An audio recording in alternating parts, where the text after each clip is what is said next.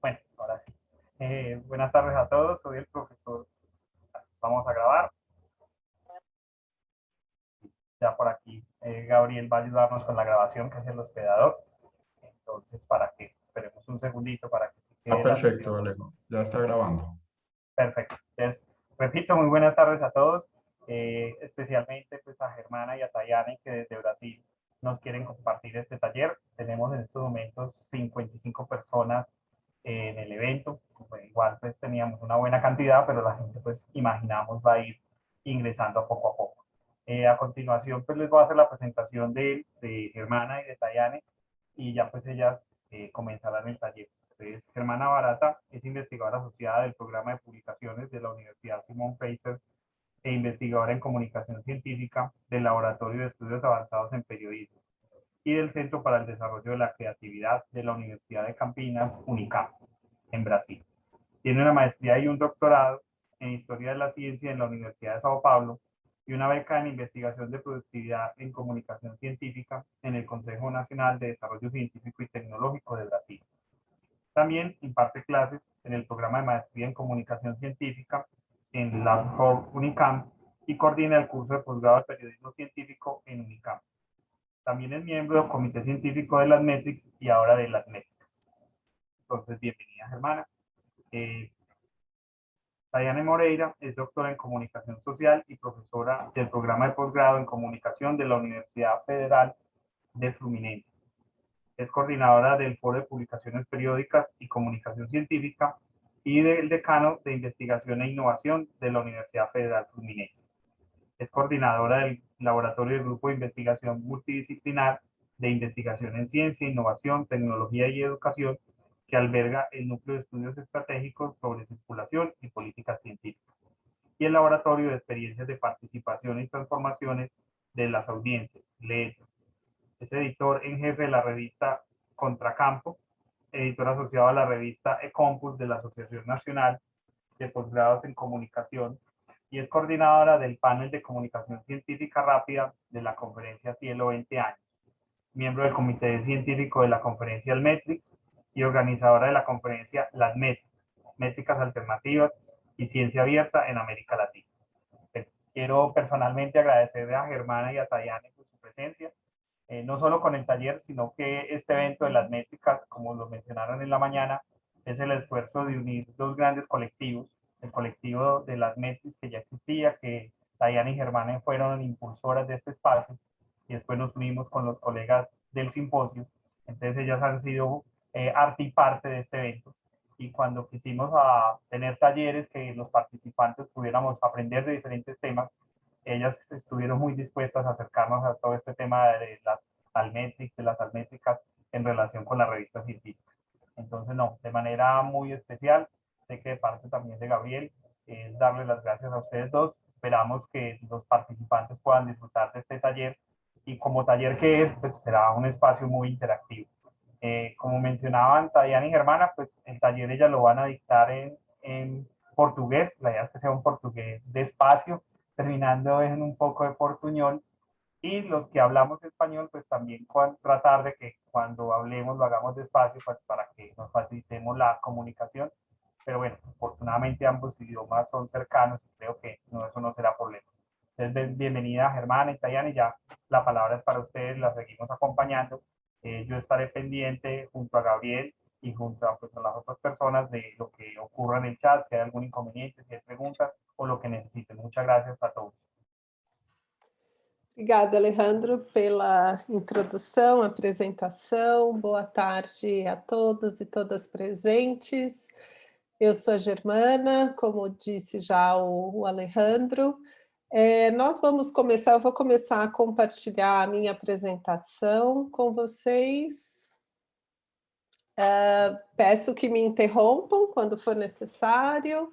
A ideia é que a gente comece aqui conhecendo um pouco conhecendo vocês, né? Então, a gente vai iniciar com uma encuesta, né? 3 perguntinhas bem rápidas. A gente vai fazer uma parte sobre divulgação científica, e uma segunda parte sobre altimetria. As duas partes terão uma atividade para vocês interagirem conosco. Então, vamos iniciar solicitando que vocês, né, que os participantes, Tayane, se você puder compartilhar no chat do YouTube, talvez o Alejandro, e o do nosso A chat. Tayane lo colocó. Então, a gente quer conhecer os participantes dessa oficina. Então, aqui vocês podem escolher qual é a relação de vocês. Eu vou responder aqui o meu, vocês vão acabar vendo. Vamos aguardar mais um pouquinho para ter o retorno. Tayane, provavelmente daqui a alguns segundos eu vou interromper e você compartilha o resultado. Perfeito, Germana. Eu já coloquei os 3 links aqui no nosso chat de conversa. Enquanto o pessoal está respondendo, você já pode começar quando eu já tiver os resultados fechados. Eu aviso. Combinado. Então, boa ideia. Assim eu já vou começando o nosso taller. Eu vou começar... Deixa eu ver se eu consigo. Opa! Eu vou começar falando um pouco de notícias de jornais, da televisão, de revistas, de sites, que tiveram as revistas científicas, né, como a principal fonte de informação.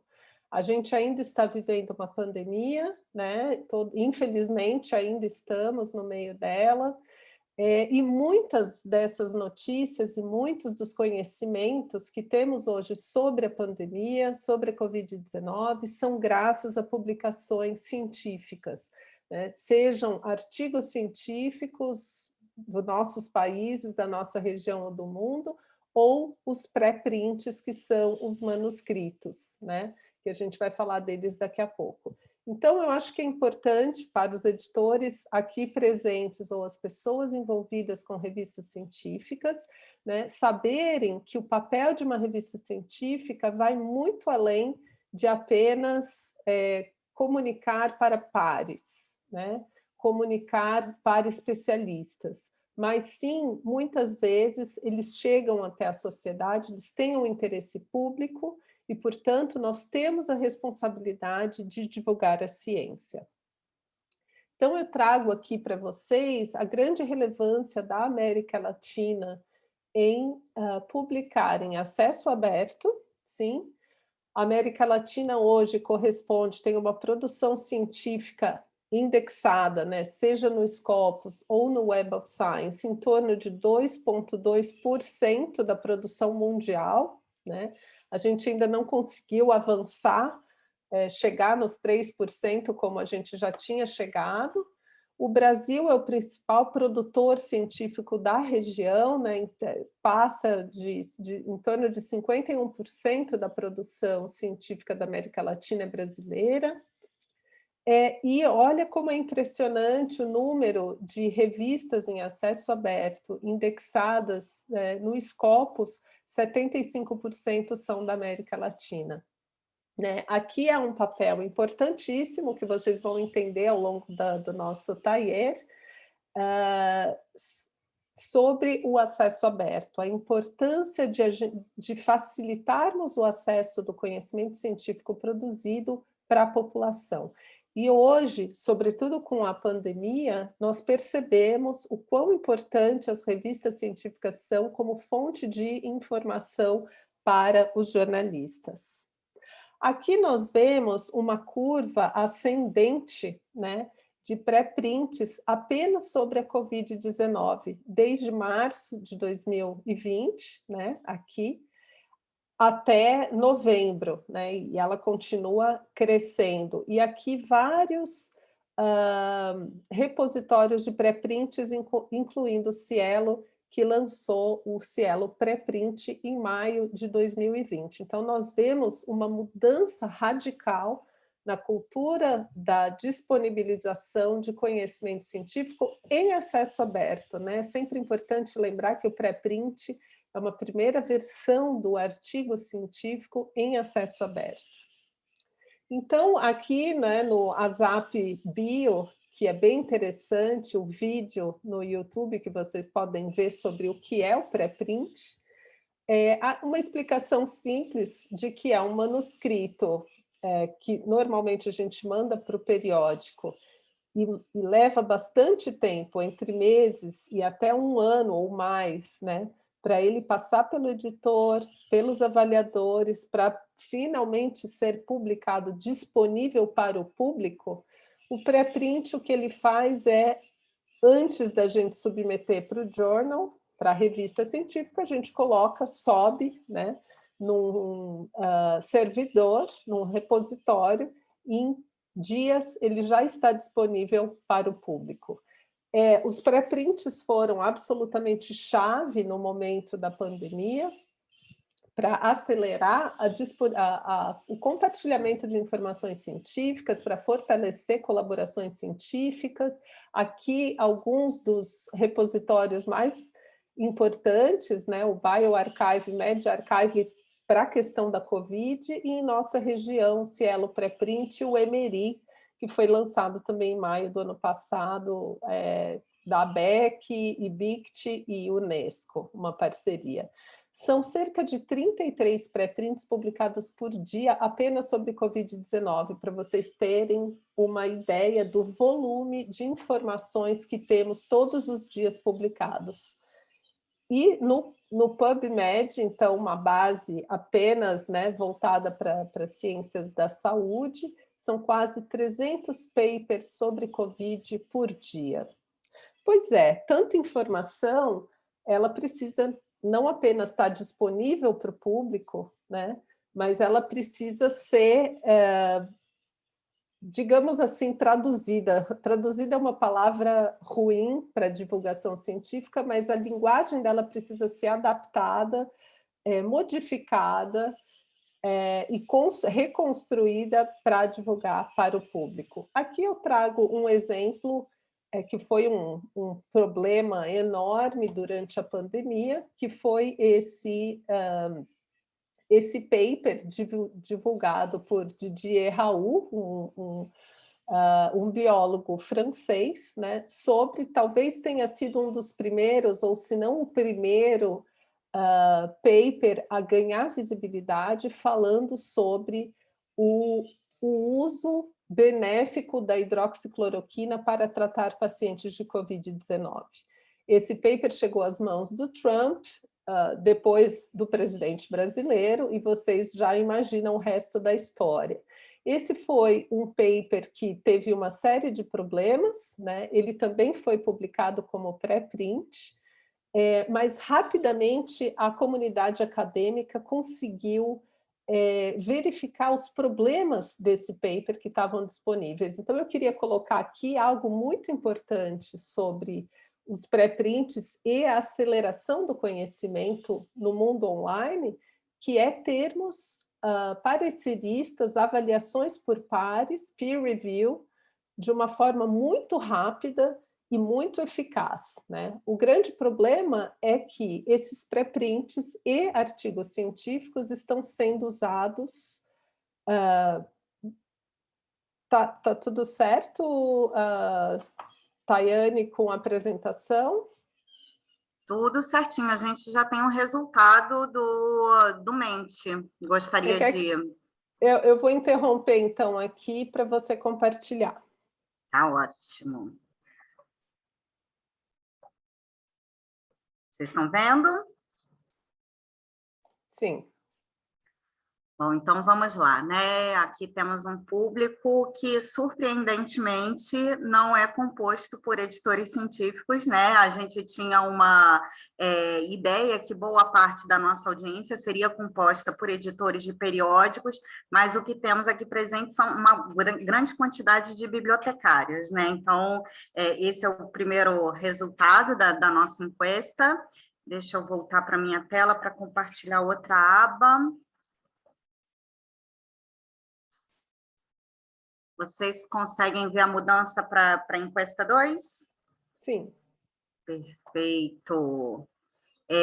Então, como a Germana estava falando, né, a importância da gente entender os discursos da divulgação científica, né, as funções também da divulgação científica e o que a gente pensa enquanto uma atuação, né, dessa divulgação científica junto à sociedade. Então, a gente vê aqui que há uma ideia, né, predominante, quase empatada com o segundo lugar, né, da importância de informar a comunidade acadêmica e a relevância da ciência para a sociedade. Acho que esse é um resultado muito interessante, né? Porque a gente consegue, de fato, dialogar e discutir qual é o papel, afinal, da divulgação científica. Se a gente pensa a comunicação científica como uma forma de comunicar aos pares, a divulgação científica seria essa comunicação junto à sociedade. No entanto, o que a gente tem visto é que a divulgação científica ela tem sido utilizada muito para impulsionar também esse diálogo com os nossos próprios pares, né? Então, é um resultado muito interessante para a gente pensar a compreensão aqui do nosso grupo em relação à divulgação científica. Gostaria de complementar com algo mais, Germana?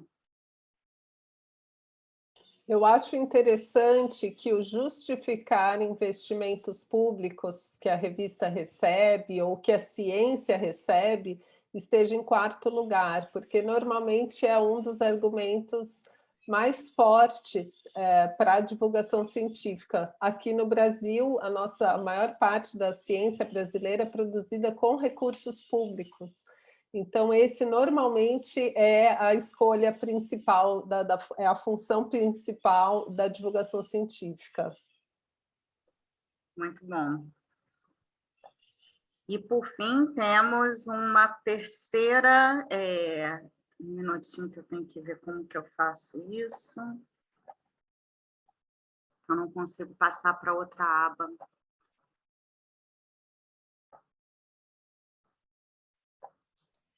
Então, eu sigo aqui, Tayane. Agradeço enquanto eu consigo tentar abrir a outra aba. Se puder, né, parar de compartilhar e a gente prossegue. Parou o compartilhamento? Não, ainda não.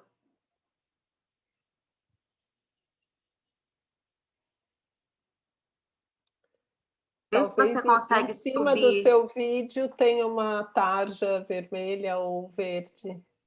Stop share. Foi. Joia. Ok, então seguimos. A gente estava falando do Didier, né? Esse problema que também muitas vezes a informação compartilhada de forma rápida ela gera um impacto negativo na sociedade. Aqui eu trago o resultado de duas pesquisas, uma inclusive com a Tayane de Oliveira aqui presente como coautora desse estudo o uso de pré-prints na mídia no Brasil e um outro estudo pela Alice Fleerackers e Juan Pablo Alperin e coautores também sobre o uso de pré-prints no jornalismo internacional. Então, o que ambos os estudos mostram é que a maior parte dos jornais, né, dos periódicos, mencionaram os pré-prints como fonte de informação, porém não explicam para o público, a grande maioria não explica para o público o que são pré-prints, né? E muitas vezes mencionam de forma errada, né? O que é ruim. Inclusive, grandes jornais como New York Times, The Guardian, tiveram esse problema, né? Aqui no Brasil, apenas menos de 40% mencionaram corretamente o que eram pré-prints. Então, aproveitando que o nosso público aqui é majoritariamente formado por bibliotecários e bibliotecárias, a gente percebe a nossa responsabilidade como autores de estudos, como gestores de informação científica, de chamar a atenção de que o pré-print é uma informação que ainda não passou por avaliação por pares. E aqui eu trago outros problemas, a gente não pode achar que pré-prints são o grande problema, a gente tem aqui um exemplo de um artigo clássico que foi retratado, né? Depois de 12 anos foi retratado, que é o artigo científico do autor Wakefield, um médico cuja licença foi cassada na Inglaterra por fraudar os dados de um artigo que associava a vacina tríplice viral com o aparecimento de autismo em crianças. Esse artigo foi, em 2004, foi denunciado por um jornalista, né? Eu gosto sempre de lembrar que o jornalismo não apenas divulga a ciência, mas ele pode investigar e criticar a ciência. Eles descobriram em 2004 e apenas foi retratado em 2010. Então, a gente tem que ter muito cuidado com qualquer informação científica. E aqui, para falar em divulgação científica e acesso à informação, nada mais relevante do que falarmos em acesso aberto.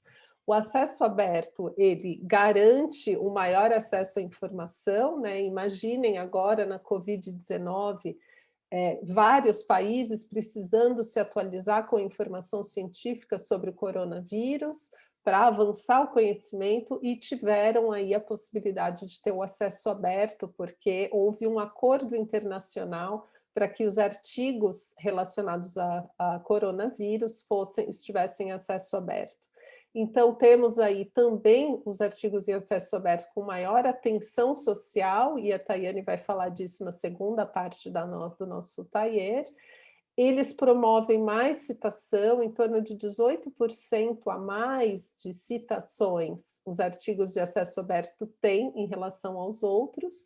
Eles promovem mais colaborações, mais transparência e, o mais importante, talvez, ou tão importante quanto, ele deixa o direito autoral do artigo para quem escreveu, né, para quem produziu o conhecimento para os autores e instituições.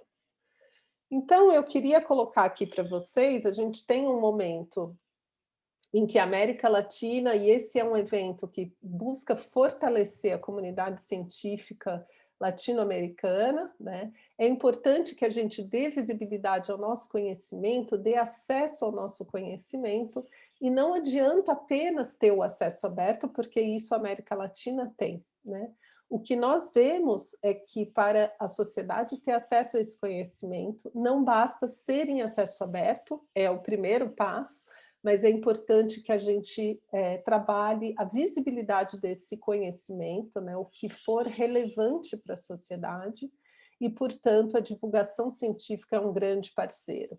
Eu trago aqui 6 revistas científicas que costumam ter a maior visibilidade social nas redes sociais, no jornalismo, né, no periodismo: a Science, a Nature, a Journal of the American Medical Association, a JAMA, a New England Journal of Medicine, a Lancet, a PLOS ONE, que é uma revista em acesso aberto que todos conhecemos.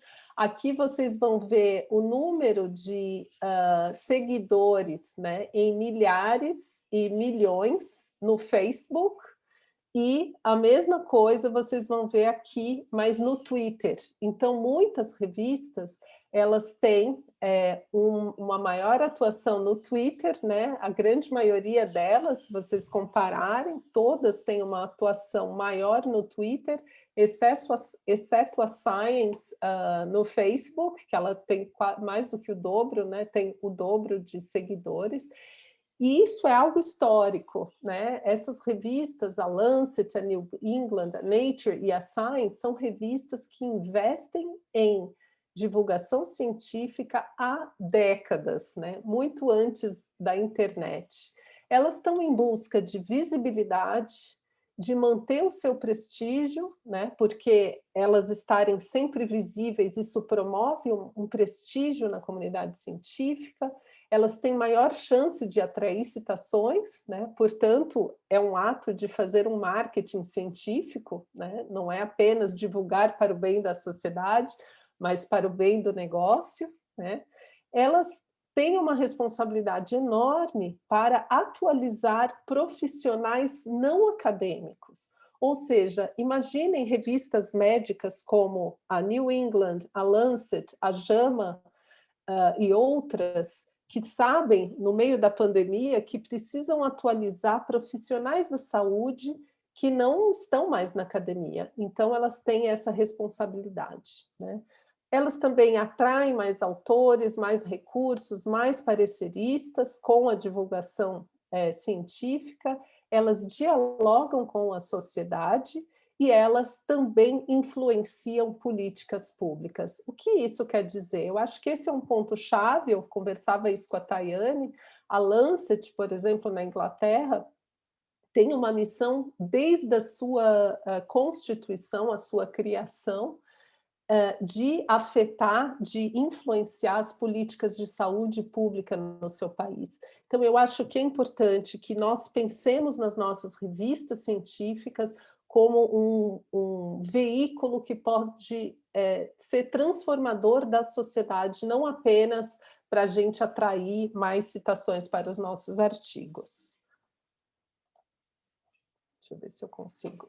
Bom, temos aqui, aí a gente fica na dúvida, quais redes sociais a gente deve utilizar? Aqui tenho várias dessas redes sociais, né, que eu estou compartilhando com vocês, talvez cada revista científica que vocês conheçam em seus países utilizem uma ou mais dessas redes sociais, e quais a gente deve usar? Aqui, desse lado, eu trago para vocês algumas redes sociais no sentido de dialogar com a sociedade e não com especialistas, né? Aqui no meio, quem está aqui no meio são redes sociais que ficam ali no meio do caminho. Elas têm um papel duplo de serem redes sociais e redes acadêmicas mais especializadas, né? Nós estamos aqui no Latimétricas, usando rede de WhatsApp para conversar entre nós, né, para nos organizarmos. O Twitter também é uma rede social que, embora na América Latina não tenha muita adesão, muito uso, aqui no Brasil é em torno de 7% de usuários das redes sociais usam o Twitter, porém os usuários do Twitter são pessoas de grande influência, são políticos, são jornalistas, são acadêmicos, cientistas, são influencers, então são pessoas que realmente ajudam a pautar o debate social. Então é uma rede importantíssima. Aqui eu trago alguns exemplos de revistas brasileiras que estão atuando em redes sociais, né? Aqui a História, Ciência, Saúde de Manguinhos, no Facebook, no Twitter, tem feito um trabalho muito interessante. Aqui vocês veem uma postagem sobre a Covid-19, portanto, uma revista de história que está muito atualizada com o debate contemporâneo da sociedade. Aqui os cadernos de saúde pública. Eu trago aqui uma revista de acesso aberto, a Frontiers, que também está no Instagram e traz uma postagem que chama a atenção da sociedade de uma forma geral e não apenas de um autor que talvez cite aquele artigo, né? Porque alguns pacientes ficam mais doentes do que outros com a Covid-19. Isso interessa a todos, né?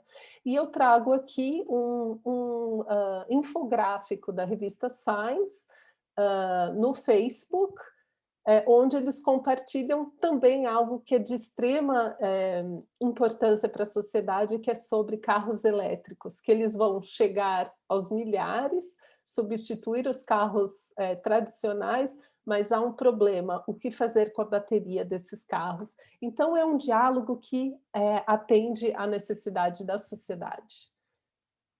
Aqui eu queria só apresentar rapidamente para vocês essa ferramenta. Eu não vou falar do Science Post agora, mas eu gostaria que vocês anotassem e seguissem no Twitter, porque é uma ferramenta, é um bot, né, um robô, algo automatizado, que segue mais de 1.400 instituições e cientistas e influenciadores no Twitter, e manda avisos de onde estão aí os debates principais em torno da ciência.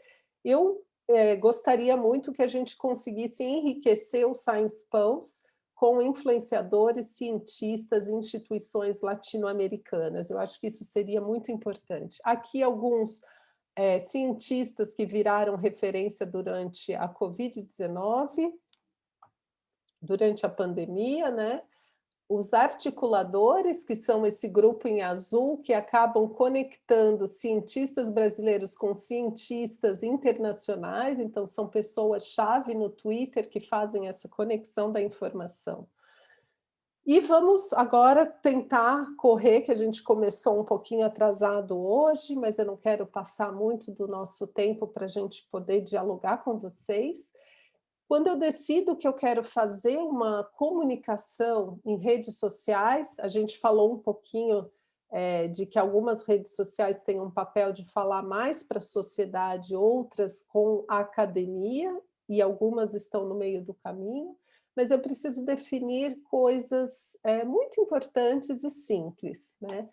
Quem é o público-alvo daquela comunicação, daquela informação? Então, eu preciso entender qual é o público que eu quero atingir, né? E, com isso, eu posso, a partir de métricas das próprias redes sociais, entender aonde está o meu usuário, né? E usar as altimetrias, que a Tayane vai falar daqui a pouco, para eu entender quem são as pessoas que estão acessando os artigos científicos, a informação de interesse. Quais são os objetivos da minha comunicação? Então, eu preciso deixar claro aí quais são, né? Se eles podem ser medidos, né? Se o meu objetivo é atingir formuladores de políticas públicas, políticos, então, empresários, estudantes de pós-graduação, eu tenho que ter a periodicidade, né? Como é que eu lido com o tempo e por aí afora, né? Onde publicar, então eu preciso entender a partir do público como é que eu atinjo esse público, quais são as redes e plataformas e quais as ferramentas para medir o alcance e o engajamento com o público. E quem são os nossos parceiros? Então, lembrando que para fazer divulgação científica em rede social, a gente não faz sozinho, a gente não fala apenas de nós, a gente precisa de parceiros, né? Então, quem são os perfis que dialogam conosco e com quem a gente vai dialogar também? Aqui algumas dicas bem simples que eu acho que vocês podem ver depois, mas eu acho que elas são importantíssimas, não apenas para quem divulga a ciência, mas divulga qualquer informação nas redes sociais, mas também para quem escreve artigos científicos, né? Os títulos, né? A gente sempre coloca que eles precisam ser curtos, diretos, sem jargões. Jargões são termos específicos da nossa área do conhecimento. Precisamos usar verbos e palavras-chave, né? O que for mais importante, por exemplo, esse título, né? Fala de pandemia, fala de profissionais da saúde, fala de um resultado, né? Que é severo, e fala do impacto psicossocial. Então, a gente tem palavras-chave importantes. E cuidar para que os 2 primeiros parágrafos, né, tragam informações bem relevantes, impactantes, normalmente resultados e conclusões do estudo. Como divulgar? Então, a gente precisa, como eu disse, estabelecer, não apenas escolher a rede social, mas estabelecer uma conexão social nessa rede, né? O que quer dizer que não é um canal apenas para divulgar informação, mas para conversar, dialogar, compartilhar informação de outros parceiros, né? Usar com frequência e com qualidade, seguir perfis de interesse, porque quando você segue um perfil, ele começa a te enxergar, isso é muito importante. Disponibilizar acesso aberto sempre das postagens, que sejam públicas. Compartilhe conteúdos também com comentários personalizados, não dê apenas um compartilhar, mas faça um comentário personalizado. Marque pessoas, instituições que tenham relação com aquele conteúdo, né? E algumas dicas bem simples, que usar imagens interessantes, bonitas ou curiosas, dados, né, como estatísticos, gráficos ou infográficos, e usar muitas hashtags, porque é assim que as pessoas vão nos identificar, nos encontrar.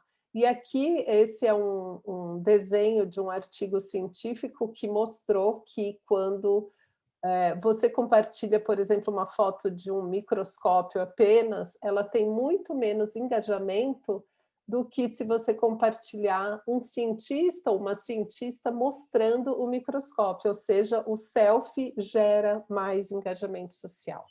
Então, algumas dicas, acompanhe perfis interessantes, né? Aqui tem a Nature mostrando uma cientista no trabalho de campo dela, né? Bastante interessante.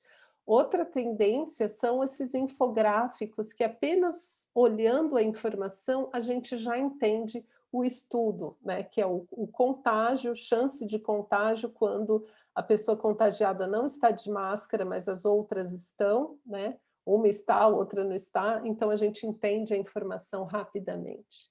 Esse é um visual abstract, uma tendência nas revistas de medicina, e as revistas de medicina são pioneiras nessas informações, que é muito interessante porque em apenas um quadro, uma postagem, a gente consegue traduzir o que é mais importante de um artigo científico.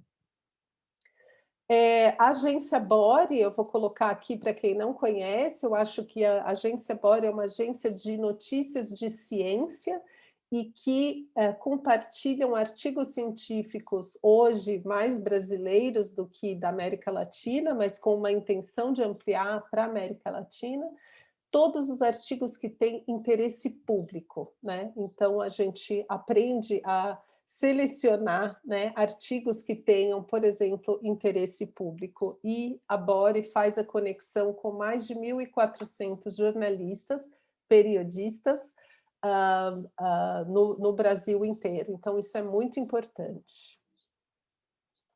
Já estou terminando. Para quem quiser acessar o blog do Cielo em Perspectiva, em 2020, o Cielo publicou dicas, 5 passos para fazer um press release, né? Então, aqui, algumas palavras-chave, né? As características desse press release, uso de hashtags, material complementar, eu acho que vocês podem acessar essas informações.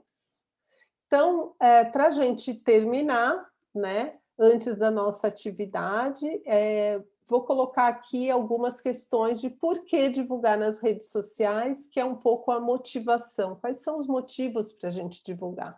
Então, é um meio de comunicação estratégico. Hoje, falar de comunicação e não incluir as redes sociais é praticamente impossível, né? A gente precisa incluir as redes sociais para divulgar pesquisa, um grupo de pesquisa, de investigação, né? É uma instituição, para dar visibilidade a temas relevantes e relevantes para a sociedade, que normalmente a mídia, os periodistas não estão cobrindo, estabelecer redes de colaboração.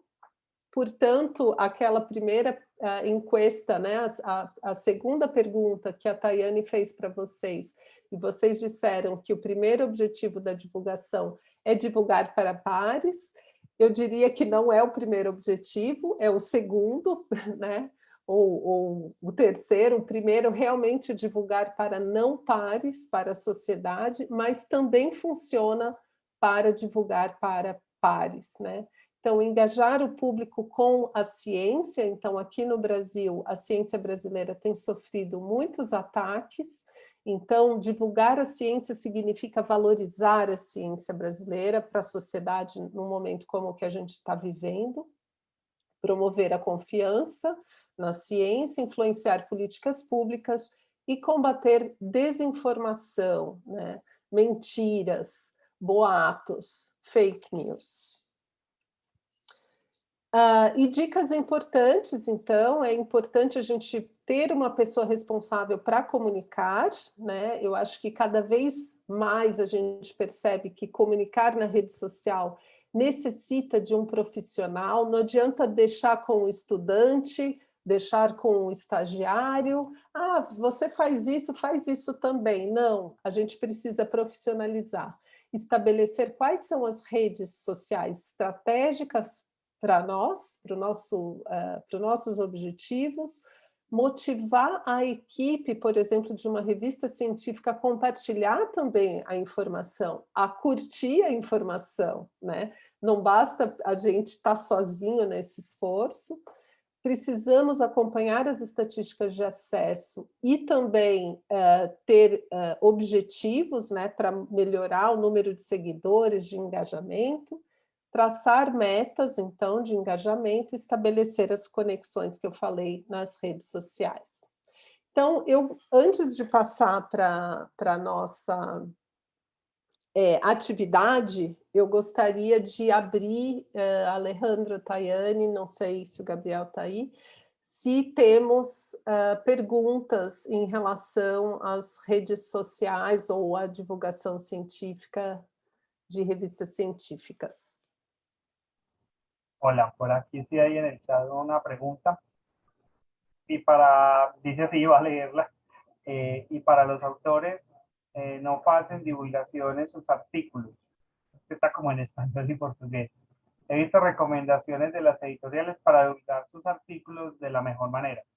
Creo que se refiere a eso, como a las acciones que deben hacer los autores para divulgar sus propios artículos, pues llevarlo a otros públicos, pero que también hay revistas que lo están motivando. Eso es como lo que entiende la pregunta que está por ahora en el chat.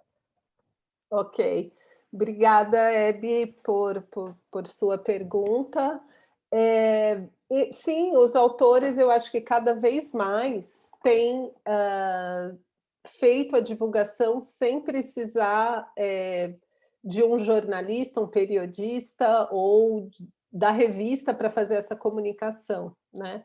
Mas é preciso algum conhecimento de estratégia, por exemplo, para a gente compartilhar esse conhecimento de uma maneira voltada para um público que nos interessa, se é a população em geral, se é estudantes de pós-graduação, se é pesquisadores de uma outra área do conhecimento, que eu gostaria de dialogar e que, portanto, é leigo na minha área do conhecimento. Então, por exemplo, eu sempre falo que se a gente tem um artigo científico sobre aquele artigo que eu mostrei sobre o impacto psicossocial em profissionais de saúde durante a pandemia, interessa a quem? Pode interessar a enfermeiros, a médicos, a psicólogos, né? Pode interessar as pessoas, né? Que, enfim, que são pacientes, porque elas querem saber se esses profissionais, como é que está a saúde desses profissionais que vão nos atender.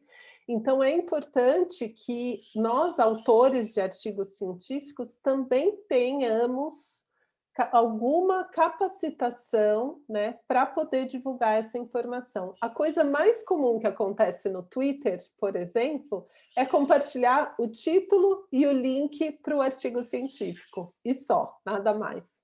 E a gente sabe que no Twitter, e aliás, vocês podem usar o hashtag Latimétricas 2021 para falar do nosso curso no Twitter, ou do Latimétricas do evento em si. Se você compartilhar a mesma informação com uma foto ou com um GIF, né, um meme, você tem chance de engajar muito mais pessoas, né? Então, tem algumas estratégias importantes. Então, você tem razão, Hebe. Os autores, sim, eles têm feito divulgação de seus próprios artigos, mas eu acho que é importante, cada vez mais, que a gente tenha uma orientação também das revistas científicas para que os autores não apenas compartilhem a informação, mas estejam disponíveis a responder perguntas de um periodista, de um jornalista, caso ele seja convidado para uma entrevista, por exemplo. Bueno, aquí hay otras dos preguntas en el chat. La primera, la leo despacio. ¿Recomiendan que una revista use lenguaje coloquial o formal para divulgar los hallazgos? Es una. Y la otra es, Las imágenes del texto de divulgación las elegimos del artículo o de un banco de imágenes. ¿Qué recomiendan? Muito bom. Obrigada, Karina, e obrigada, Linete, por suas perguntas. Sobre a linguagem, isso é muito importante, realmente. As redes sociais, elas pedem uma linguagem mais informal. E não quer dizer, isso não significa que vamos usar, como que a gente fala isso? Termos que sejam Gíria. gírias, Gíria, né? jargão. Jargão, então não quer dizer que a gente vai descer, né, falando como se estivesse na praia, mas a gente pode usar uma linguagem que não seja técnica, né, senão a gente não vai conseguir. Eu acessei esses dias 2 revistas, uma revista da área de química aqui no Brasil, e ela fala para pares da área de química e que sabem inglês, né? Porque se não for isso, não vai interessar. Então a gente tem que tentar entender. Por exemplo, a gente fez uma pesquisa mostrando que o Facebook, se a gente vai compartilhar informação no Facebook, compartilha na sua língua materna, porque o Facebook ele é muito mais relevante na América Latina, por exemplo, do que falar para europeu e americano, por exemplo. Se você vai usar o Twitter, dependendo do seu objetivo, divulgue em inglês, ou divulgue em inglês em espanhol, ou em português, aí você pode variar o uso da língua. Sobre do idioma, né? E eu acho que sempre numa linguagem que seja mais informal. Sobre o uso de imagens, eu acho que usar imagens de banco de imagens é uma excelente ideia. Por quê? Porque muitas revistas não têm boas imagens, né? Não têm belas imagens, ou não têm imagens interessantes. Então é importante. Eu vou dar um exemplo para vocês. Eu tenho um blog no Instagram e eu ia fazer a postagem de 5 espécies marinhas, né, do oceano que foram descobertas no Brasil esse ano. Me parece interessante compartilhar isso com a sociedade. Eu fui nos artigos científicos e só tinha foto dos animais no formol, no álcool, mortos, horríveis, né? Eu falei, eu não posso compartilhar isso no Instagram. Eu vou ter que entrar em contato com cada autor para eles me mandarem uma foto do animal vivo no seu ambiente para que seja interessante. Então, eu acho que usar o banco de imagens é muito importante. Podemos seguir rapidinho para a nossa atividade, para a gente não... eu vou seguir para a nossa atividade, e se vocês tiverem mais perguntas, eu vejo que por enquanto não temos, então eu sigo com a minha sugestão de atividades para vocês. Vocês estão vendo? Então, o que eu gostaria que os participantes fizessem nesse momento, a gente teria talvez uns 10 minutinhos para a gente conseguir fechar a nossa primeira hora, é o seguinte, escolha uma rede social, pode ser o Instagram, o Twitter ou o Facebook, um dos 3, que vocês têm mais intimidade. Número 2, escolha uma revista científica da América Latina de sua preferência. Pode ser uma revista que você já publicou, pode ser uma revista em que você trabalha, pode ser uma revista da sua universidade. Escolha uma revista e tente buscar o perfil dela no Instagram, ou no Twitter, ou no Facebook.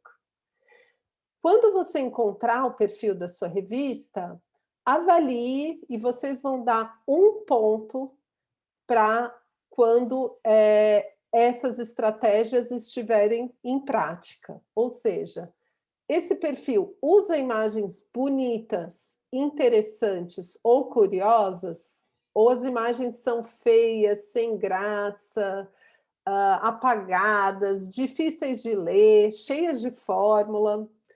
Então, se tiver imagens bacanas, bonitas, interessantes, curiosas, 1 ponto. Esse perfil usa vídeos, animações, ele possui postagens com fotos de pessoas, de cientistas, da população, tem selfies. Percebam e marquem. As postagens os textos são atraentes e usam uma linguagem simplificada e um pouco mais informal, não tanto acadêmica? Está ocorrendo um engajamento com o público? Para isso, percebam se tem curtidas. O menos importante aí seria, talvez o mais simples seja ver as curtidas. Mas verifiquem se há compartilhamentos e comentários, que são engajamentos mais importantes para nós. E percebam se os temas das postagens são de interesse público. Então, eu vou vocês têm aí 5, 7 minutinhos para fazer esse exercício. E eu gostaria que vocês pontuassem. Temos aqui 6 pontos. Vocês depois coloquem no chat ou do YouTube, ou da nossa página aí do Zoom, quantos pontos vocês deram para a revista que vocês selecionaram. Precisa ser uma revista da América Latina e de conhecimento de vocês. Se não tiver perfil na rede social, tentem achar uma revista que tenha perfil na rede social. Eu vou deixar esse slide aqui enquanto vocês procuram. E eu vou fazer o mesmo exercício aqui também.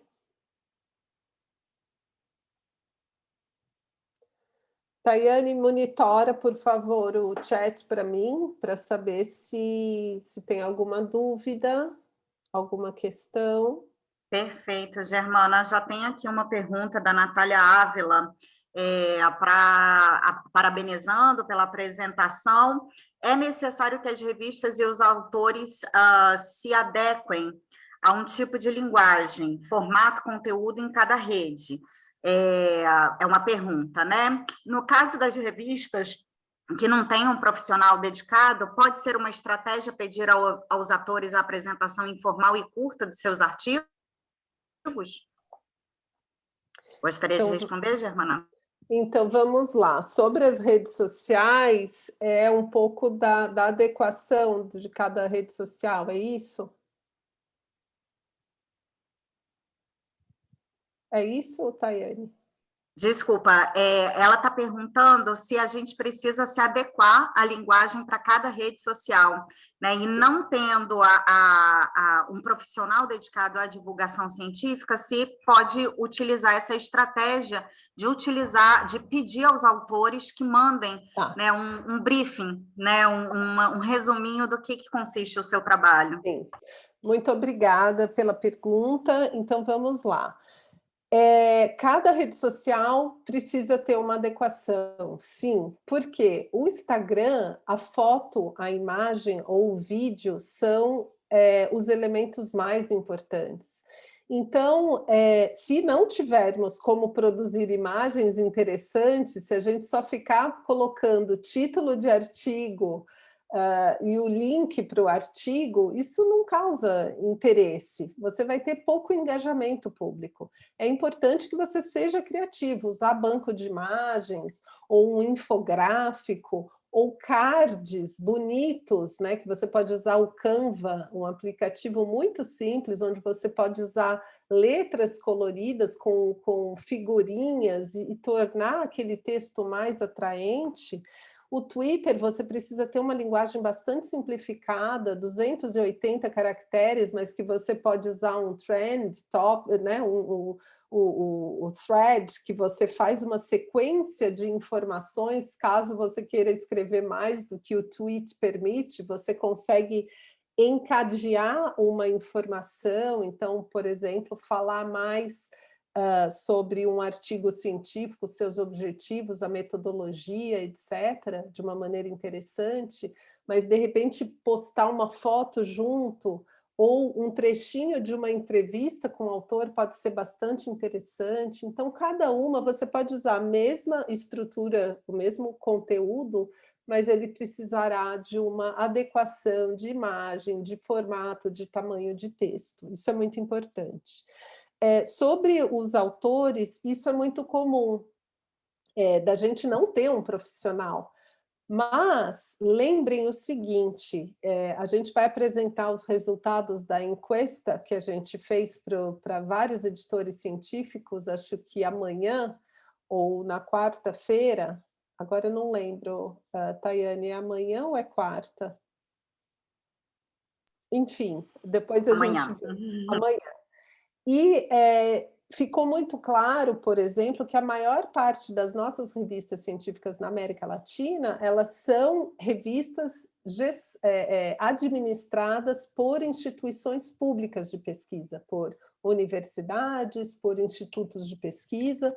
Portanto, muitas vezes a revista não tem um periodista, um jornalista, mas a instituição tem, a sociedade científica tem, né? Ou a Fundação de Amparo à Pesquisa, que dá o recurso que apoia aquela revista, tem jornalistas ou periodistas.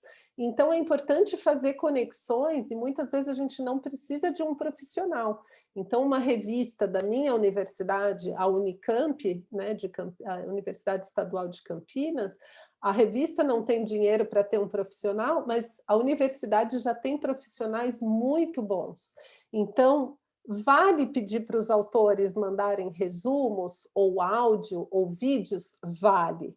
A minha sugestão é estabeleça algumas orientações básicas para que esses autores saibam, padronizem a informação e tenham algumas dicas importantes. Por exemplo, qual é o interesse público desses resultados? Existe algum impacto na sociedade, né, que você possa prever, ou algum impacto, algo muito importante que você esteja contribuindo para a ciência, ou algo curioso, algo polêmico? Então, é importante que isso fique destacado, ou seja, por que o seu artigo merece ser divulgado na imprensa?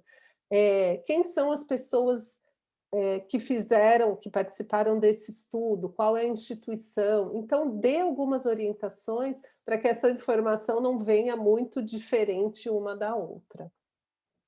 Eu acho que a gente já temos são aqui no Brasil 4 horas e 2 minutos, na Colômbia 3 horas e 2 minutos. Vocês já temos como compartilhar aí o número das revistas, a pontuação das revistas? Sí, ya en el chat hay varias que han propuesto, no sé si esperamos a los demás o vamos analizando eso. Eu vou interromper, então, aqui o meu slide. Quem conseguiu fazer o exercício? Como avalia quantos pontos de 0 a 6 vocês atribuem à sua revista nas redes sociais? Pues lo han escrito en el chat o si alguno quiere abrir el micrófono y compartirnos cómo le fue, pues esa es la idea, que sea un espacio interactivo. Natália compartilhou a revista de Direito e a Praxis, que são 2 revistas brasileiras. No Instagram pontuou 4 pontos. 4 é bastante, viu, Natália? Vou até seguir a sua recomendação, depois eu vou dar uma olhada. A Praxis eu conheço, a revista de Direito não. E Natália já estava seguindo no Instagram? Andrés colocou que escolheu a revista de Ciência Política da Universidade Nacional no Facebook e fez 2 pontos, pois usa imagens bonitas e vídeos, que isso já é alguma coisa importante, né? Mas 2 pontos de 6, a gente percebe que ainda pode melhorar algumas estratégias, e eu coloquei estratégias bem simples, né? E eu recomendo depois que vocês comparem um perfil de uma daquelas revistas internacionais que eu indiquei, PLOS ONE, a New England Journal of Medicine, a Science, a Nature, essas 4, né, que fazem uma divulgação incrível nas redes sociais, comparem para vocês verem como elas se parecem quase como uma revista de divulgação científica, né? Elas são um híbrido de revista científica e revista de divulgação científica, porque elas realmente querem falar para a sociedade. 3 pontos a Márcia colocou, informação em pauta, então meio a meio. Isso, Márcia. A Márcia colocou que eles dão muito mais visibilidade para os números publicados, as edições publicadas, do que o conteúdo em si. Isso é muito comum, né? Que a gente só compartilha ou chamadas para novas edições, ou edições que já foram lançadas. E a Tayane, depois, eu acho que a gente tem um exemplo na altimetria para mostrar para vocês que o que gera interesse público nem sempre é um artigo novo, né? Então, eu acho que isso é bastante importante. Alguma outra questão? Então, pontuação bastante... Você achou difícil? Gerardo disse que o exercício é bastante difícil, que não há revistas latino-americanas em redes sociais.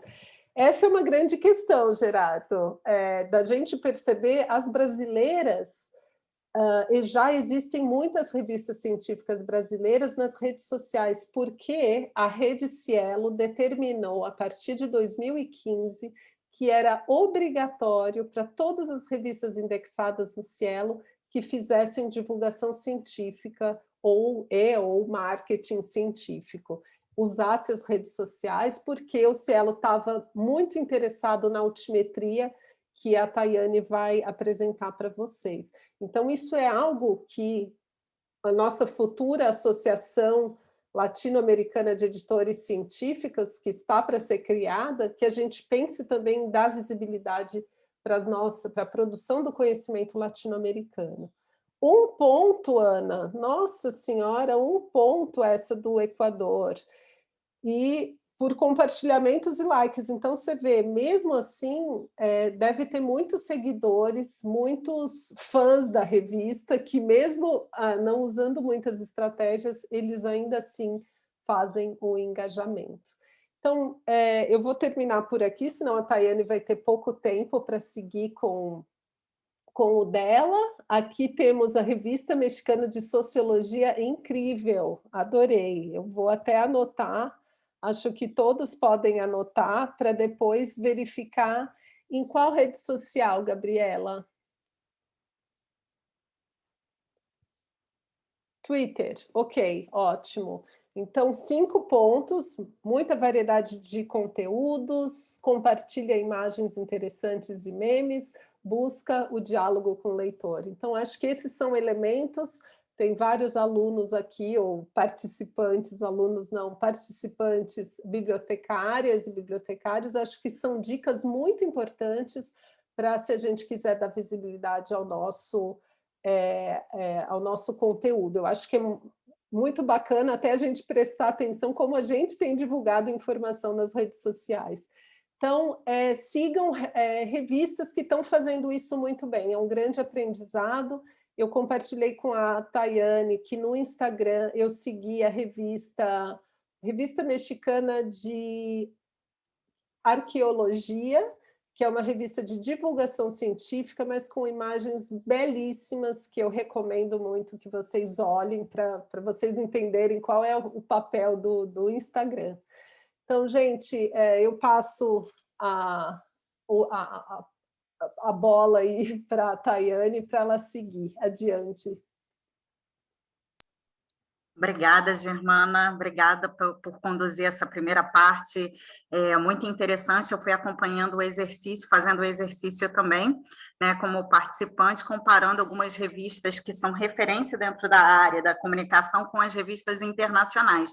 E me surpreende que as internacionais também ainda tem muito o que aprender no sentido de desenvolvimento de estratégias, né, um grande aprendizado. Então, vamos começar a conversar um pouquinho sobre altimetria. Eu sou Tayane Oliveira, para quem não conhece, Alejandro já me apresentou anteriormente. Germana, você prefere projetar aqui ou Pode ser? Antes de projetar, eu gostaria de compartilhar com vocês o resultado da nossa terceira a pergunta sobre a altimetria. E é um resultado bem interessante. Vocês conseguem ver minha tela? Estão conseguindo ver? A altimetria é um assunto que começou há pouquíssimo tempo, né? Tem um pouco mais de 10 anos desde o manifesto. Eu vou falar brevemente sobre o manifesto Altimetrics. Então, é um assunto recente que ainda está se consolidando, tanto que essa comunidade que a gente tem formado aqui de pesquisadores em altimetria é algo algo recente, né? Iniciamos o Latimetrics em 2018 e desde então reunindo esses pesquisadores latino-americanos que já vinham trabalhando com temas relacionados a métricas alternativas, seja como uma outra perspectiva ou como uma complementação das métricas tradicionais. Né? E aqui nesse resultado dessa terceira pergunta nossa, a gente já consegue ver que existem 34% dos nossos participantes conhece e faz uso da altimetria. É um dado bem interessante, né? E, de certa forma, muito bom para a gente também, que está oferecendo esse taller, para quem conhece um pouco, não faz uso, quer aprender um pouco mais, né? Espero que a gente traga também boas contribuições aqui nessa parte, nesse segundo momento da nossa a apresentação da nossa oficina. Germana, se você puder projetar, agradeço muito. Certo. Vamos lá. Já estamos começando. Quando passar. Perfeito, agradeço muito. Então, a gente vai conversar um pouquinho sobre a altimetria, né? Vou falar alguns conceitos, algumas ferramentas, e depois a gente vai partir também para uma oficina exploratória. Então, o que são métricas alternativas? O que são as altimétricas? Né? São métricas alternativas às mais tradicionais, né? Que são aquelas métricas voltadas para medir elementos da própria ciência, dinâmicas dentro da própria comunidade científica, métricas de citação, métricas de coautoria, acoplamento bibliográfico e por aí vai. Né? Então, essas métricas alternativas, elas são uma opção para a gente entender a forma como a ciência circula em outros espaços, né? De mensurar e avaliar a ciência, a forma de circulação e de atenção online da ciência em outros espaços, sobretudo na web. Então, para que servem? Elas servem para medir um conjunto de fenômenos diferentes e analogias irrepetidas com citação, que pode gerar algum tipo de atraso de desenvolvimento nos seus métodos. Por que essa definição da Biblios, né? Que é uma definição que é muito comum quando a gente tenta entender para que servem essas métricas alternativas, né? Quando a gente está pensando em medir a ciência, medir o impacto da ciência, seja ela um impacto científico, um impacto econômico, um impacto político ou um impacto social, a forma como a gente vai medir a temporalidade entre a publicação científica e o impacto a ser medido, ela tem uma temporalidade muito própria, né? Até aquele produto ser citado, até aquela produção científica ser refletida, ser mencionada numa política pública, ou até gerar um tipo de tecnologia que vá ser incorporada a uma empresa, enfim, a um setor produtivo, é um tempo, um tempo grande até essa execução, essa utilidade, né, essa menção posterior da produção científica. No entanto, essa produção científica ela vai circulando em outros espaços enquanto isso. Então, vai sendo mencionado no Twitter, no Instagram, no Facebook, por aí vai, né? Então, entender esses outros impactos que acontecem, sobretudo nas mídias sociais, no ambiente web, é extremamente importante. Não que vá ser uma correlação direta entre a circulação que se tem dessa produção científica nos ambientes digitais com o impacto citacional. Existem inúmeros artigos que tentaram fizeram, principalmente nos primeiros momentos da discussão sobre métricas alternativas, que tentaram identificar essa correlação entre a menção nas redes sociais e a citação posterior desse artigo. E não tem evidências muito bem claras, muito bem definidas ou consensuadas de que há uma correlação. No entanto, como a Germana mesmo já colocou anteriormente, a importância que a gente tem de comunicar a nossa produção científica, né? Comunicar para além dos nossos pares, comunicar junto à sociedade, de levar esse conhecimento científico junto à população, né? Que é uma parte interessada da produção científica. Então, é importante a gente ter isso em mente para tentar entender para que serve, afinal, essas métricas alternativas. Próximo, por favor. Então, como eu havia falado, né, tem esse manifesto Altmetrics, que, se não me engano, ele é data de 2011, 2010, então completa esse ano 11 anos, né, desde o manifesto, em que os autores, eles publicaram, né, justamente essa discussão que eu estou falando.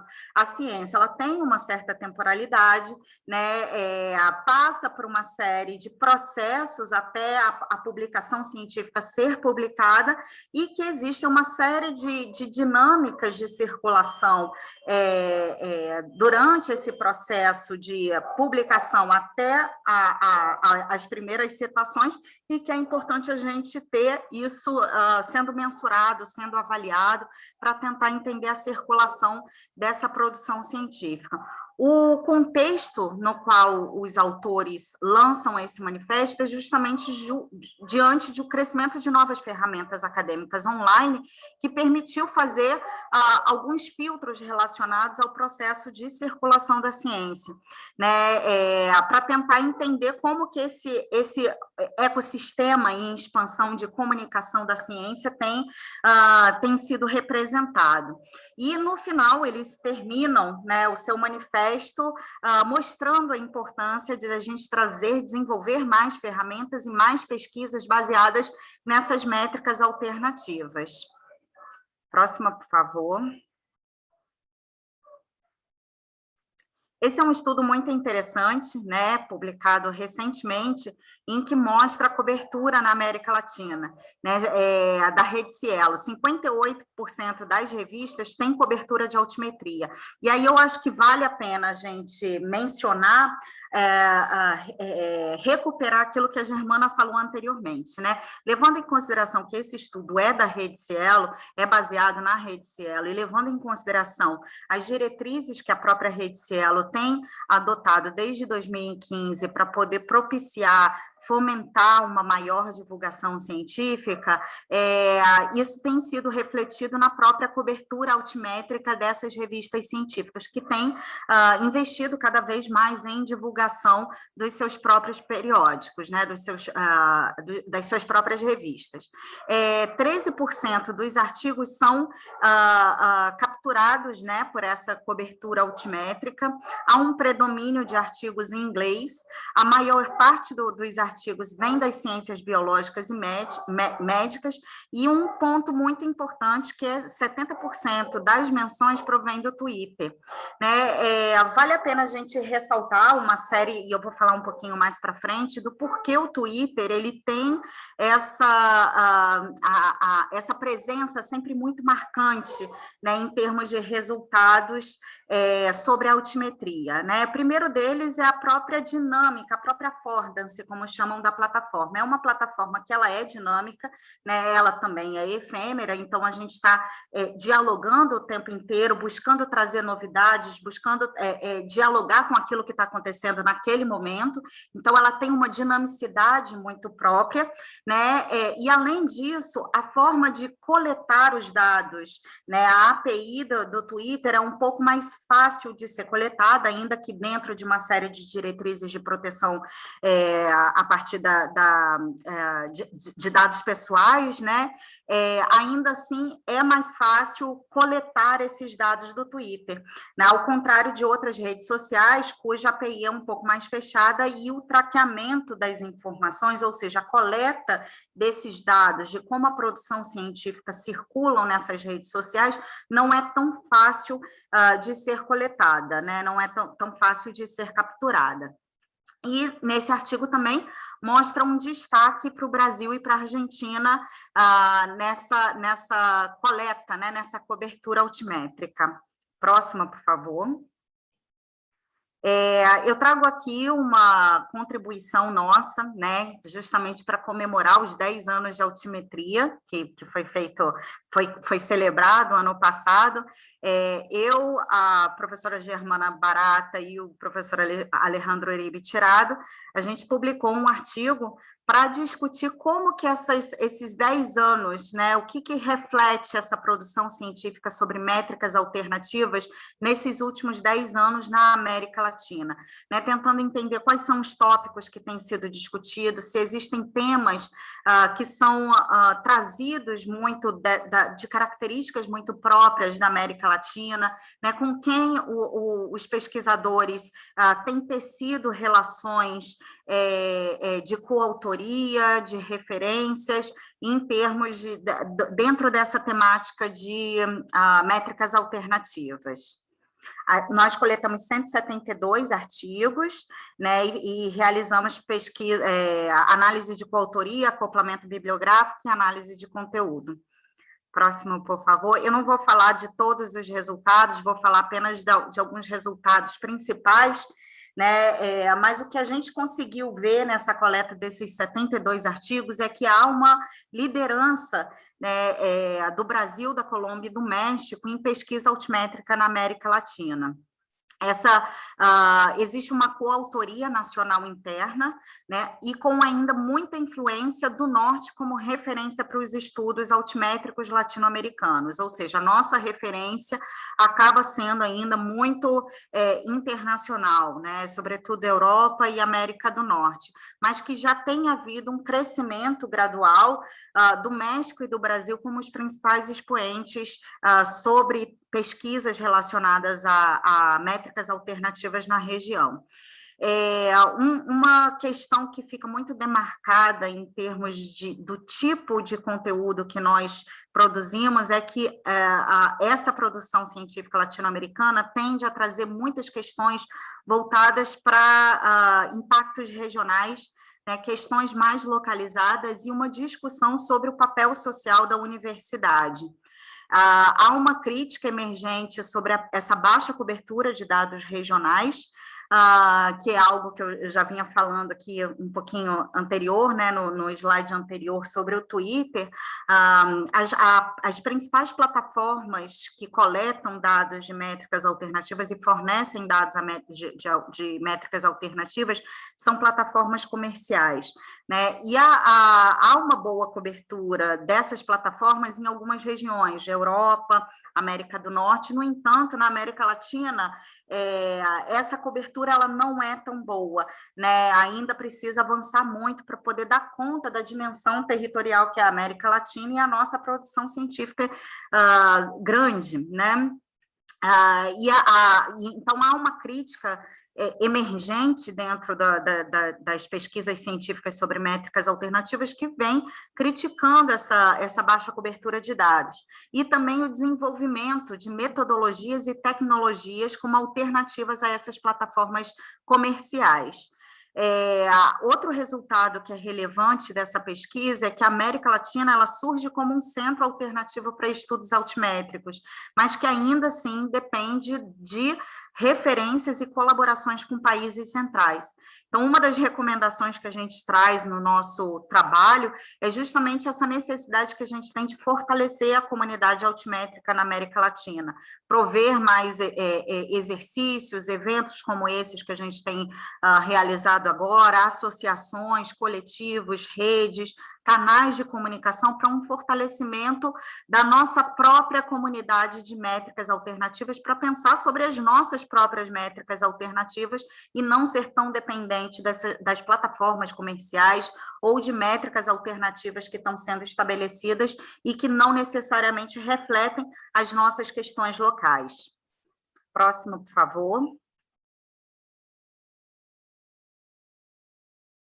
Agradeço. Agora aqui algumas ferramentas, né, que a gente tem colocado. A primeira delas, e que talvez seja a mais conhecida de todas, né, o famoso donut colorido, que é o Altmetric.com, que é uma empresa comercial que fornece dados altimétricos e tem uma cobertura bem ampla, né, cobre mídia, cobre documentos de políticas, blogs, Twitter, Facebook, Wikipedia, entre outros. A Plama Analytics, que também é comercial, essas são mais gerais, que conseguem abarcar não só questões voltadas para editores, ou seja, não abarca apenas a forma de circulação de revistas específicas, mas também de tópicos específicos, instituições específicas, então tem uma cobertura ampla de métricas alternativas, ainda que falta ainda muito em termos de avanço da cobertura sobre a produção latino-americana. Tem o Impact Story, que é outra ferramenta que ela é mais voltada para o indivíduo, né? Então, a partir de um perfil no Impact Story, vocês conseguem ver como que a produção científica de vocês, né, enquanto pesquisadores, tem sido citado, como que tem sido circulado, como que tem sido mencionado em diferentes ambientes. E essas são algumas das ferramentas, né? E para quem é editor, nós temos ainda duas ferramentas que são abertas, né? A primeira delas é para quem utiliza o OJS, o Open Journal System. Existem alguns plugins que permitem fazer relatórios internos, que permitem avaliar os downloads, os acessos aos resumos, entre outras ferramentas, entre outros elementos que são importantes para a gente tentar entender como que a nossa produção dos nossos periódicos tem sido lidas, né? E o Kudos, que também é uma ferramenta muito útil para a gente tentar entender algumas métricas de circulação e de atenção online da produção científica dos nossos periódicos. Próximo, por favor.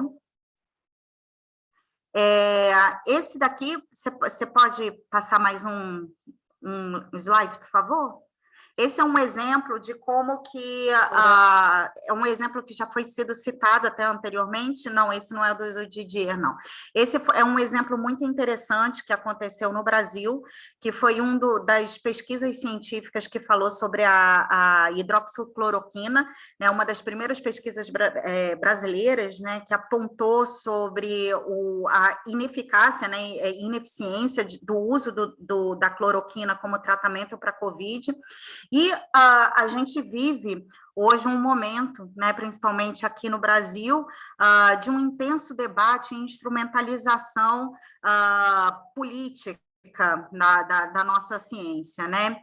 E, infelizmente, a gente viu o quanto que essa instrumentalização, essa polarização que a gente tem vivido, polarização política, nem tanto apenas polarização, mas uma intensificação dos debates sobre essa relação entre ciência e política, como que isso se refletiu nas métricas alternativas. Esses autores, como uma das bandeiras atuais do governo brasileiro, né, que se manteve durante bastante tempo, foi o uso da cloroquina como forma de tratamento à COVID, esses pesquisadores eles foram ameaçados de morte.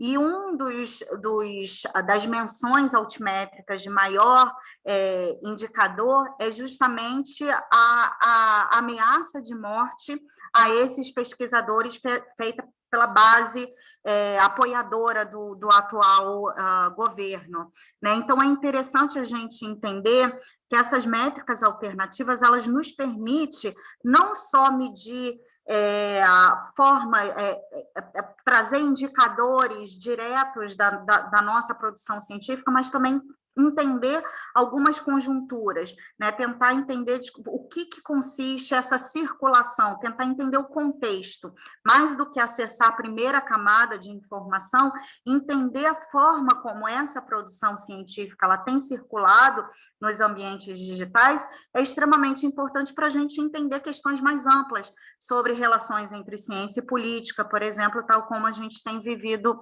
atualmente. Próxima, por favor.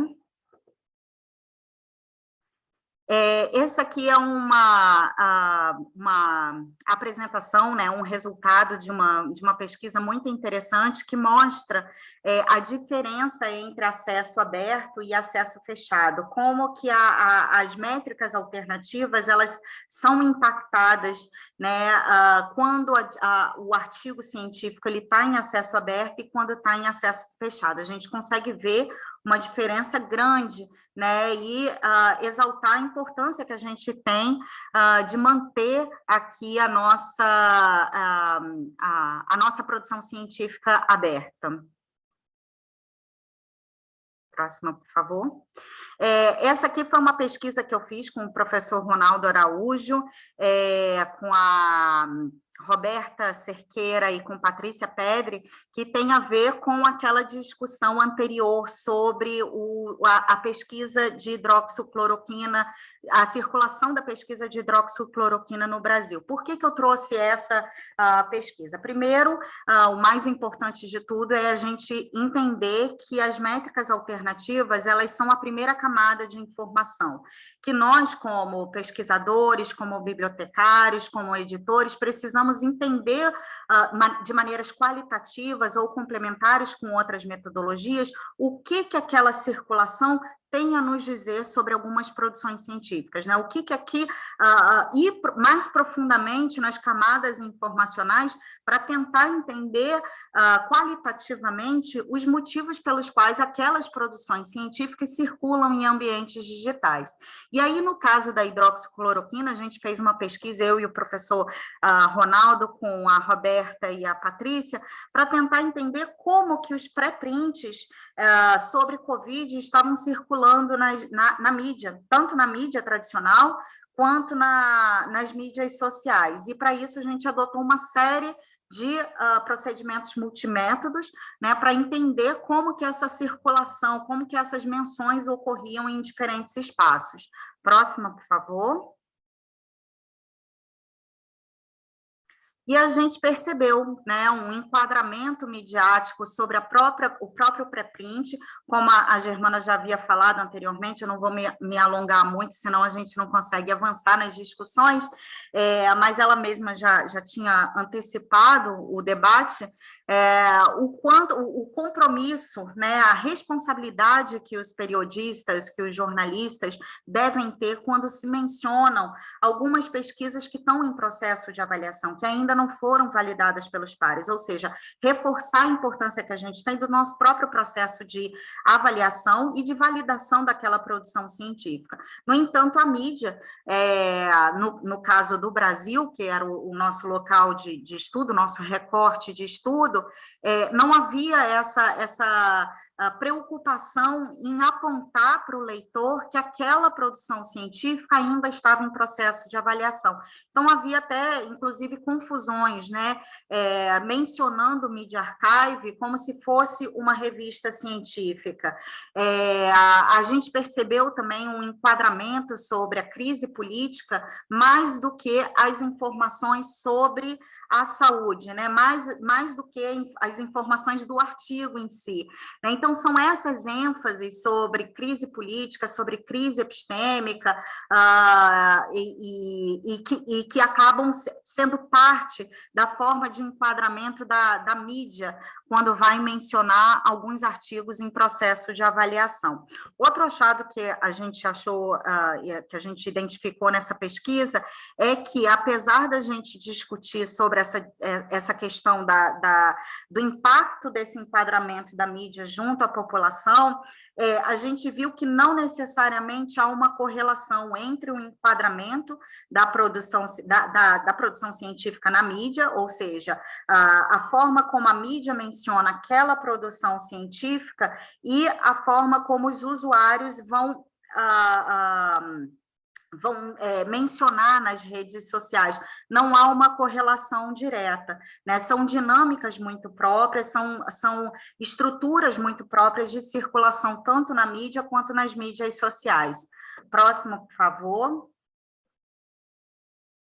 Eu não vou falar muito aqui disso, não, né, que foram os resultados da pesquisa, que eu já falei anteriormente, a importância que se tem de quais foram os discursos que a gente viu com maior ênfase nesse enquadramento midiático, mais na crise política e na crise epistêmica, do que, de fato, um exercício de jornalismo científico em si. Próximo, por favor. E aqui a gente chega nas discussões sobre métricas alternativas, mostrando como funciona uma das plataformas, né, talvez a plataforma mais conhecida de dados altimétricos, que é o altimetric.com. Né, um dos pontos centrais para a gente entender é a importância que a gente tem de olhar as métricas alternativas, ou seja, essa primeira camada de informação, não como algo único, né, unidimensional, como se aquelas informações fossem algo dado, né? Porque como converter essas informações em coisas que sejam relevantes para a gente, né? Como que a gente pode aproveitar aquele donut que é colocado, né, que é apresentado na produção científica nossa, como que a gente pode converter isso em estratégias, né, de comunicação para a nossa produção científica. Então, eu vou apresentar algumas formas da gente utilizar esses dados altimétricos de maneira estratégica. A primeira delas é como gestores institucionais. Além de eu pesquisar questões relacionadas à circulação da ciência, eu também sou coordenadora do Fórum de Editores, né, do Núcleo de Comunicação Científica e Estratégica da Universidade Federal Fluminense. E como que a gente pode utilizar essas métricas alternativas, né? Quando a gente acessa a plataforma Altimetric, a gente consegue fazer uma seleção de uma série de elementos. Altimetric.com. Se vocês quiserem, eu posso fazer uma demonstração de como seria isso. Pode ser, Germana? Pode. Você quer que eu interrompa aqui? Gostaria, sim, que aí eu vou compartilhar.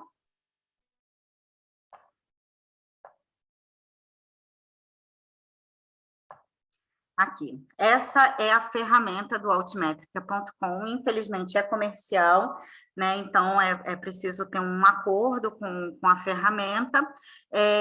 E como que a gente pode utilizar isso de alguma forma, né?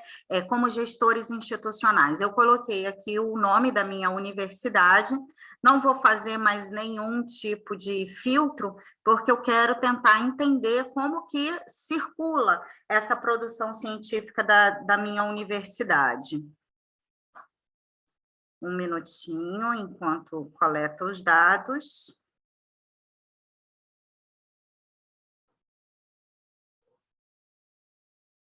Perfeito. Ótimo. Então, aqui a gente já tem alguns resultados de como a produção científica da Universidade Federal Fluminense, ela tem sido mencionada em diferentes esferas, né? Na mídia social, na mídia tradicional e em blogs, em políticas e patentes, em outras fontes e fontes acadêmicas. Se a gente for em timeline, um minutinho, enquanto roda, a gente tem aqui uma série de informações. É importante ressaltar que foi a partir desse momento aqui, em 2018, que eu comecei a atuar no Núcleo de Comunicação Científica da Universidade Federal Fluminense. Então, a partir daqui de 2018, a gente já começa a ver algumas mudanças, né, em relação aos dados de altimetria, não só em relação à minha atuação enquanto profissional, enquanto gestora institucional, mas também a cobertura altimétrica da Universidade Federal Fluminense. Né, aqui a gente já vê alguns reflexos do investimento estratégico, né, e aqui ainda não está totalmente coletado. Então, a gente consegue ver trazer nos últimos 6 meses, um mês, alguns highlights da instituição, algumas menções que são feitas em diferentes fontes, né? Em fontes, aqui está o conjunto de fontes que a plataforma coleta, né? Fontes de notícias, políticas, tweets, reviews, Facebook, Google e por aí vai. Vou parar aqui a minha apresentação para voltar para o slide, por favor. Agradeço muito. E como que a gente pode converter isso enquanto gestor institucional, né? Próximo, por favor, Germana. A primeira atuação que a gente teve junto à universidade foi fazer uma coleta de como que a produção científica da universidade estava circulando na mídia tradicional, no news, né, no que é chamado news. E ali a gente conseguiu coletar uma rede de jornalistas, de revistas, de jornais que costumam mencionar a universidade. E com isso a gente começa a estabelecer um mailing direto, um contato direto, uma pauta que a gente passa a direcionar diretamente para aqueles canais que já mencionaram a universidade anteriormente. Esse não é um trabalho que é feito por mim, é um trabalho que é feito pela Superintendência de Comunicação Social, integrada com o meu setor, né, responsável pela comunicação científica da universidade. Além disso, a gente consegue coletar também algumas menções em políticas públicas e consolidar essa rede de parlamentares e produções que mencionaram a universidade. Ou seja, a gente pega a informação do Altmetric e vai aprofundando um pouquinho mais. Próximo, por favor. Senão a gente não consegue terminar e fazer a nossa oficina.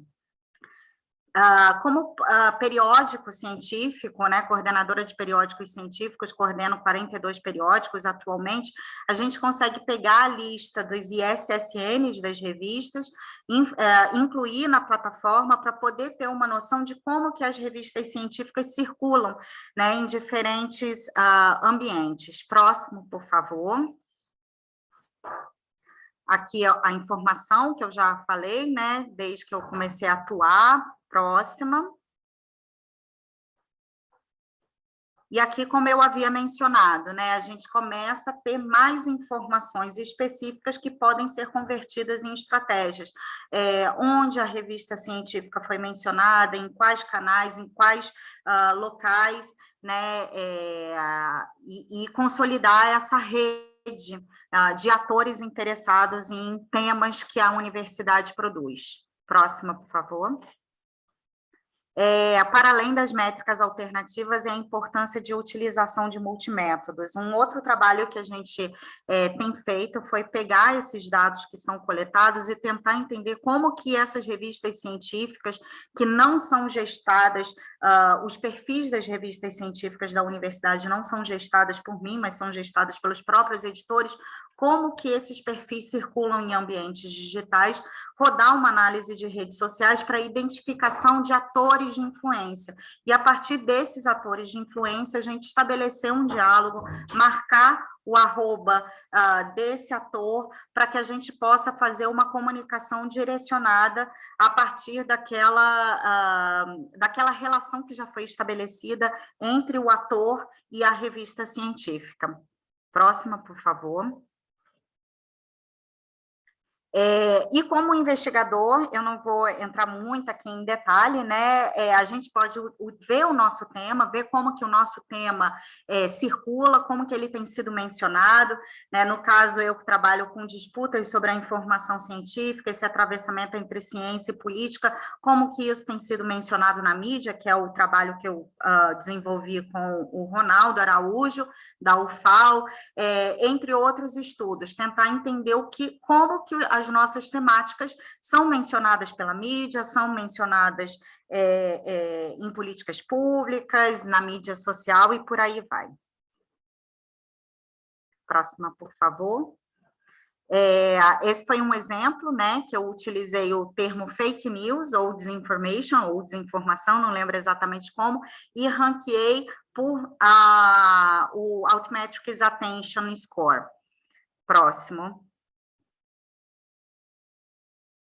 Essa também foi uma outra pesquisa em que foi feita, em que foi mencionada uma política pública, no caso do Brasil, que é a Bolsa Família, também publicado com o Ronaldo Araújo, da UFAL, em que a gente tenta aprofundar, para além das discussões de métricas alternativas, quais são os discursos relacionados a essa política pública, que é um programa grande aqui no Brasil, como que isso tem sido disputado em ambientes digitais. Próxima, por favor. Então, quando a gente vai pensar na circulação da produção científica, principalmente nessa relação que se tem com políticas públicas, é importante a gente tentar entender algumas conjunturas, né? A primeira delas é que existe uma demanda por ciência, e que deve fazer parte do debate democrático, né? A importância que a gente tem de discutir ciência democraticamente, né? Não só entre os pares, mas também junto à sociedade, junto a organizações civis interessadas em ciência. Então, embora a gente não possa dizer que a ciência é neutra, não fazer uma exaltação de confiança simples e cega na neutralidade científica, como foi colocado hoje lá na discussão com a Ana do Dora, né? Existem inúmeros vieses, né, que impactam diretamente a ciência, mas é importante a gente ressaltar a relevância desse rigor científico, de metodologias científicas já estabelecidas e que são fundamentais para algumas tomadas de decisão pública, né? A valorização que a gente tem do próprio método em si, do rigor científico que a gente tem, e que ajudam na tomada de decisão política, né, e pública. Próximo, por favor. Então, algumas considerações finais. É importante a gente lembrar que as métricas alternativas, elas não se limitam e nem devem se limitar só à questão da atenção online, ou seja, as métricas alternativas, por mais que haja toda uma discussão robusta em torno da forma como a produção científica circula nos ambientes digitais, né, principalmente nas mídias sociais, elas não podem ser definidas apenas pela questão da atenção online. Pensar métricas alternativas é pensar também métricas e indicadores sociais, né? É essa relação que a própria ciência tem com outras esferas da sociedade, esferas políticas, econômicas e por aí vai. Então, pensar as métricas alternativas é também pensar essas relações. O que é de mais relevante em termos de discussão do debate, da grande contribuição das métricas alternativas, é justamente esse pensamento, é justamente a gente pensar a ciência, avaliar a ciência, não só pela relação que se tem com os próprios pares, mas para além deles, né? A relação que se tem junto à sociedade. Então, métricas alternativas para indicadores sociais é uma das grandes contribuições do debate que a gente tem relacionado às altmetrics, né? Um outro ponto que é muito importante, assim, da gente não deixar de trazer nessa oficina é a dependência que ainda se tem de plataformas comerciais, e que é necessário a gente pensar em sustentabilidade, né, no desenvolvimento dos nossos próprios mecanismos e das nossas próprias ferramentas para pensar esses indicadores sociais. E com isso pensar que métricas alternativas, afinal, queremos para a América Latina e qual é o papel das universidades na América Latina, né? Pensar justamente essas métricas enquanto indicadores junto à sociedade. A pedido da Rejane, agradeço, né, aqui é o nosso contato, meu e da Germana, e algumas referências que nós citamos aqui. Você pode passar os próximos slides, por favor. Bueno, mientras van acomodando, yo quería agradecer especialmente pues a Germana y a Tayane por este taller, por acercarnos a estos temas. Nos quedan solo 5 minutitos porque como en la programación del evento a las 3 horas de Colombia empiezan las mesas, pues debemos estar solo hasta las 2:55 aquí. Estaba viendo en el chat y había 2 preguntas que no sé por acá. Un momentico. Perdón. Hay una pregunta de Gabriela Arevalo, que se me mueve. La información que presentan es muy similar a Dimension, se refiere pues a lo de Almetrics. ¿Cuáles serían las diferencias entre estos dos sistemas? Pues el de Dimension con almetrics.com, pues en la información que presentan. Era esa pregunta, Tayane, si nos puedes colaborar. Perfeito, Alejandro. Obrigada, Gabriela, pela pergunta. As duas são ferramentas, são plataformas da mesma empresa, né? Que a Science, lembra o nome? Digital Science, desculpa, são integradas, inclusive. A diferença é que o Dimensions, ela permite uma cobertura de dados mais voltados para a própria circulação, para a própria comunidade científica. Então, são dados de citação, dados de coautoria, dados de fomento de pesquisa, enquanto o Altmetric, ela permite um olhar dessa relação externa à própria comunidade acadêmica, né? Ou seja, como que a ciência circula na mídia, em blogs, em mídias sociais, na Wikipedia e por aí vai. São outras fontes de dados, que é diferente do Dimensions, né? Mas se você utilizar o Dimensions, dos ranqueamentos da apresentação da coleta de dados é justamente o Altmetric Score, Attention Score, porque são empresas de uma mesma instituição, né?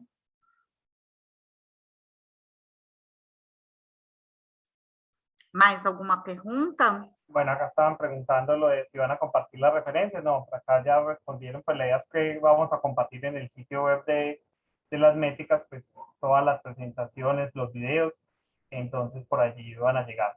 Bueno, no veo más preguntas.